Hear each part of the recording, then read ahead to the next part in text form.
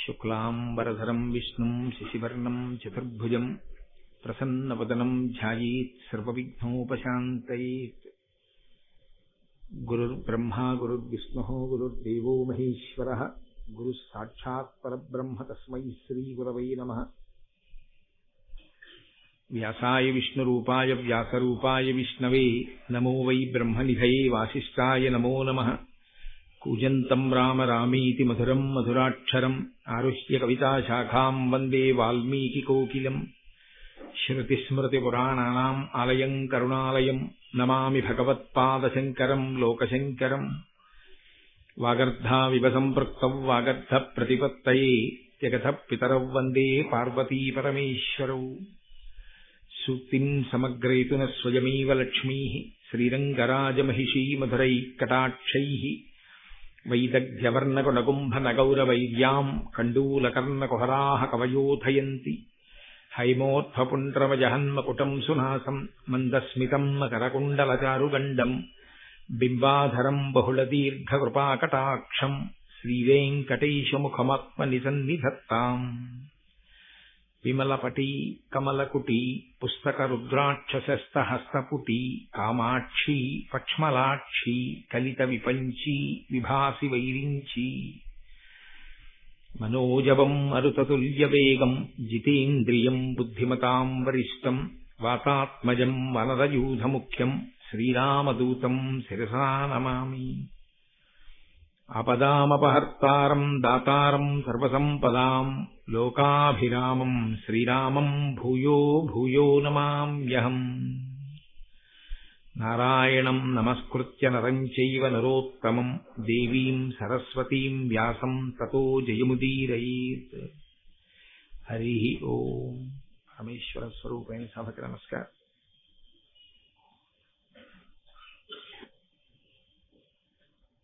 ప్రతి సంవత్సరం చేస్తున్నటువంటి ప్రసంగాలకి ఈ సంవత్సరం ప్రారంభం చేస్తున్నటువంటి మహాభారతంలోని ఆది పర్వం మీద ప్రసంగాలకి ఒక చిన్న తేడా ఉంది. ఏమిటా తేడా అంటే, ఈ సంవత్సరం ఇప్పుడు ప్రారంభం చేస్తున్నటువంటి ఆది పర్వం మీద ప్రసంగాలు అయ్యప్ప స్వామి దేవాలయానికి మార్చి 5, 6, 7 తేదీలలో జరిగేటటువంటి మహాకుంభాభిషేకోత్సవంతో పాటుగానే పూర్తవుతాయి. కాబట్టి మనకి ఆ కుంభాభిషేకానికి జరగవలసినటువంటి ముహూర్తాన్ని, అలాగే ఆ కార్యక్రమం ఎలా జరిగితే బాగుంటుందో దాని విధి విధానాలన్నింటినీ నిర్ణయించి తానే స్వయంగా అధ్యక్షం వహించి ఆ కార్యక్రమాలన్నింటినీ కూడా ఆయన పర్యవేక్షణలో చేయించడానికి అంగీకరించి మహానుభావుడు వేదాన్ని ఊపిరిగా భావించినటువంటి బ్రహ్మశ్రీ కృష్ణావధానులు గారు అంగీకరించి ఆ కార్యక్రమాన్నంతటినీ నడిపించబోతున్నారు. ఇవాళ వారు సభకి రావడాన్ని నేను వ్యక్తిగతంగా వ్యాస భగవానుడే ఇవాళ వారి రూపంలో వచ్చి ఇక్కడ ఆసీనుడై భారతం యొక్క ఆది పర్వం ప్రసంగాల్ని ప్రారంభింపచేస్తున్నాడు అని నేను భావన చేస్తున్నాను. ఎందుకంటే వేదవ్యాస భగవానుడు ఈ జాతికి సూర్యుని వంటి వాడు. నన్నయ్య గారు కూడా ఆయనని వర్ణన చేస్తూ ఆయన యొక్క వైభవాన్ని కీర్తిస్తూ అదే మాట అంటారు. సంసారం అనేటటువంటి చీకటిని తొలగతోయగలిగినటువంటి వాడు, ధర్మోపదేశం చెయ్యగలిగిన వాడు, పురుషార్థ సమన్వయాన్ని ఈ జాతికి అందించినటువంటి వాడు, వేదాన్ని విభాగం చేసినటువంటి వాడు, 18 పురాణములను ఈ జాతికి అందించినటువంటి వాడు, పంచమ వేదమైనటువంటి భారతాన్ని అందించిన వ్యాస భగవానుడు లేనినాడు మొత్తం అంతా కటిక చీకటే. అటువంటి మహానుభావుడైన వ్యాసుని యొక్క ఉచ్ఛిష్టము, వ్యాసోచ్ఛిష్టం జగత్సర్వం, ఆయన యొక్క ఉచ్ఛిష్టమే సమస్త వాంగ్మయము. అటువంటి వేదవ్యాస భగవానుని యొక్క స్పర్శతో కూడుకున్నదై కేవలము ఆయన చేత రచింపబడడం మాత్రమే కాదు, మహాభారతంలో అనేక ఘట్టాలలో వేదవ్యాస భగవానుడు స్వయంగా మనకి కనపడతారు. ఆయన కూడా అందులో ఒక ఆ కథా గమనమునందు, ఆ కథాక్రమమునందు ఒక ప్రధానమైనటువంటి వ్యక్తిగా నిలిచారు. ఎందుచేత అంటే ప్రధానమైన పాత్ర అన్నమాట వాడకూడదు. ప్రధానమైన పాత్ర అన్నమాట ఎక్కడ వాడాలి అని శాస్త్రాలు చెప్తున్నాయంటే, కల్పితమైన సాహిత్యమైతే, అంటే ఎక్కడో కూర్చుని ఏదో కాలక్షేపానికి ఏదైనా జరగనటువంటి విషయాన్ని జరిగినట్లుగా మీకు వర్ణించి చూపించగలిగినటువంటి ప్రజ్ఞాపాఠవంతో రచింపబడినటువంటి గ్రంథమైతే అందలి పాత్రలను అందులో ఆ కథాగమనంలో పోషించినటువంటి వ్యక్తిత్వములతో కూడినటువంటి ఆ పాత్రలు ఏమున్నాయో ఆ వ్యక్తులను పాత్రలు అని సంబోధిస్తారు. కానీ యథార్థముగా జరిగినటువంటి కథ, అందులో ఈషన్మాత్రము కల్పితం ఉండదు. ఏది జరిగిందో దాన్ని మాత్రమే రచన చేశారు, ఏది జరిగిందో దాన్ని మాత్రమే అందించారు.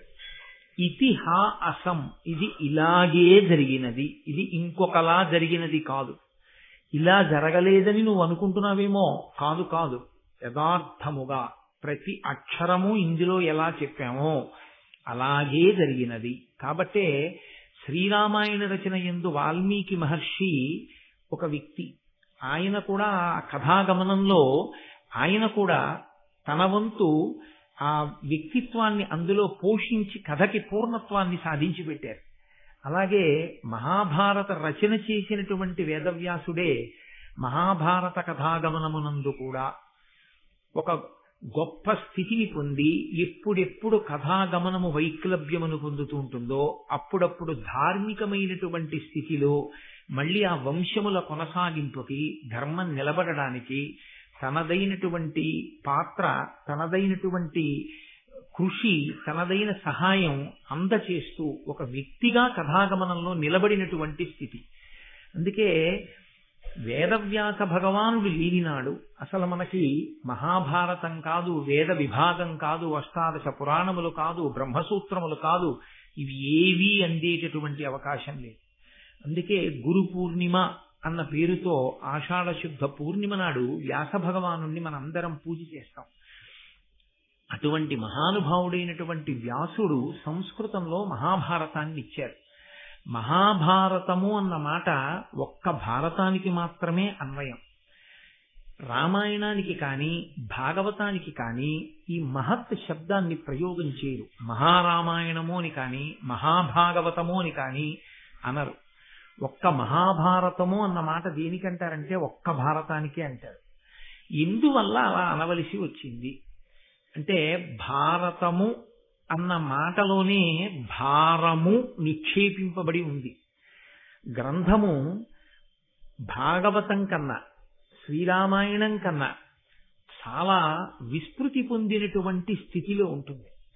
అనేకమైనటువంటి శ్లోకాలు, 100,000 శ్లోకాలతో కూడుకున్నటువంటి మహోత్కృష్టమైనటువంటి ఇతిహాసము మహాభారతం. బరువుకి సంబంధించినంత వరకు అలాగే ఉంటుంది. 18 పర్వాలు. పర్వము అంటే కణుపు అని ఒక అర్థం. 18 పర్వములతో కూడుకున్నదై కొన్ని వేల మంది వ్యక్తులు అందులో కనపడుతూ ఉంటారు. ఇన్ని ఆఖ్యానములు, ఇన్ని ఉపాఖ్యానములు, ప్రతి చిన్న విషయాన్ని కూడా ఎక్కడ విస్మరించకుండా అందజేస్తాడు వ్యాస భగవానుడు. ప్రతి దాని వెనక ఒక్కటే ఆయన యొక్క ఉద్దేశ్యం స్పష్టంగా కనపడుతుంటుంది. ఈ జాతికి ధర్మాన్ని అందించాలి. భారతము అన్న మాటకి భారతము అని ఆ గ్రంథమునకు ఉన్న పేరు వెనక ఉన్న విశేషం అదే. అది బాహ్యంలో ఎంత పెద్ద గ్రంథమో లోపల సారాన్ని పరిశీలనం చేసినప్పుడు కూడా అంత పెద్ద గ్రంథమే. అందుకే పెద్దలైన వారు ఒక మాట అంటూ ఉంటారు, అసలు మహాభారతమును విననివాడు, మహాభారతము చెప్పనివాడు, మహాభారతము చదవనివాడు విద్వాంసుడే కాడు. ఇందుచేత అంటే వేదము ఎంత గహనమైనదో, వేదము స్వరంతో ఆ మంత్రాన్ని నేర్చుకోవాలి. ఆ ఉదాత్త అనుదాత్త స్వరిత స్వరముతో గురువు దగ్గర కూర్చుని గురుముఖత నేర్చుకున్నటువంటి వేదమంత్రములలో నిక్షేపింపబడినటువంటి అర్థాన్ని తెలుసుకుని స్వరంతో కూడిన మంత్రముల చేత ఈశ్వరుణ్ణి ఆరాధన చేసి భక్తితో కూడిన కర్మాచరణము వలన ఈశ్వరానుగ్రహమును పొంది తత్కారణము చేత జ్ఞానము కలగడం చేత అద్వైత సిద్ధిని ఇక్కడే పొందడానికి అనువైనటువంటి స్థితిని కల్పించగలిగిన వేదము ఎంత గొప్పదో, ఆ వేదముతో సమానమైన స్థాయిలో వ్యాస భగవానుడు పంచమ వేదంగా మహాభారతాన్ని ఈ లోకానికి అందించారు. మహాభారత ప్రయోజనము కాని, రామాయణ ప్రయోజనము కాని, భాగవత ప్రయోజనము కాని ఒక్కటే. ధర్మాన్ని అందించాలి. కేవలముగా అంత పెద్ద గ్రంథము అని ఆ గ్రంథంలో పుటలు చదివేయడం తప్పని నేను అనను. మహాభారతం ఇంట్లో ఉండడమే గొప్ప, మహాభారతాన్ని ముట్టుకోవడమే గొప్ప, మహాభారతాన్ని చదవడమే గొప్ప. అసలు మహాభారతం వినడం ఎంత గొప్పదో, ఎందుకు మహాభారతం ఆంధ్రీకరింపబడాలని తాను అంతగా వెంపర్లాడుతున్నాడో రాజరాజ నరేంద్రుడు నన్నయ్య గారికి చెప్పినటువంటి ఘట్టాన్ని చదివితే, అటువంటి మహాపురుష జననం జరిగి ఉండి ఉండకపోతే ఈ మహాభారతం ఆంధ్రీకరింపబడేది కాదు కదా.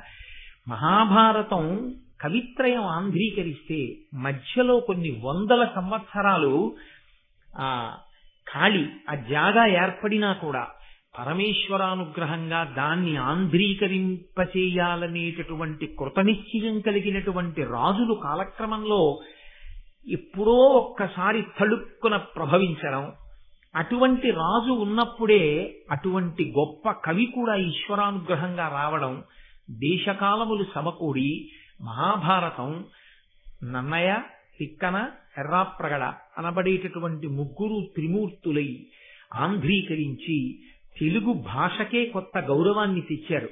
తెలుగు జాతికే ఒక గొప్ప గౌరవాన్ని తీసుకొచ్చారు.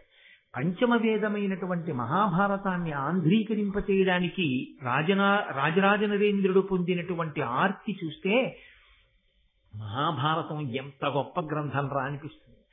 భారతాన్ని చదవడం ఎంత కష్టమో భారతంలో ఉండేటటువంటి ధర్మ సమన్వయం చేసుకుని జీవితాన్ని అభ్యుదయ పథంలో నడిపించుకోగలిగినటువంటి స్థితప్రజ్ఞతని పొందడం కూడా అంతే కష్టం.